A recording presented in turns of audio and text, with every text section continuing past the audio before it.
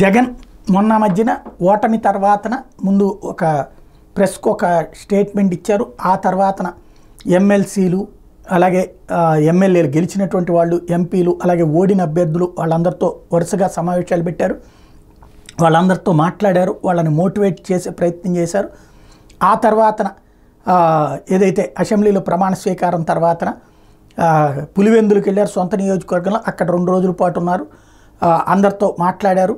అక్కడ ఒక ప్రజా దర్బార్ తరహాలో, ఎందుకంటే అంతకుముందు కలవరు అనేటటువంటి ముద్ర నుంచి అందరితో కలవడం, మాట్లాడటం పూర్తయింది.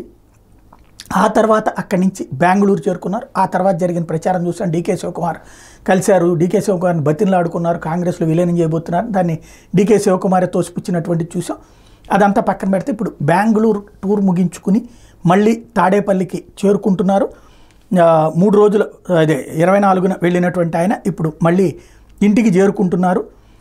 రేపు బెంగళూరు నుంచి తాడేపల్లిలో నివాసానికి రాబోతున్నారు అన్నటువంటిది. గన్నవరం విమానాశ్రయానికి లో దిగి అక్కడి నుంచి రాబోతున్నారు.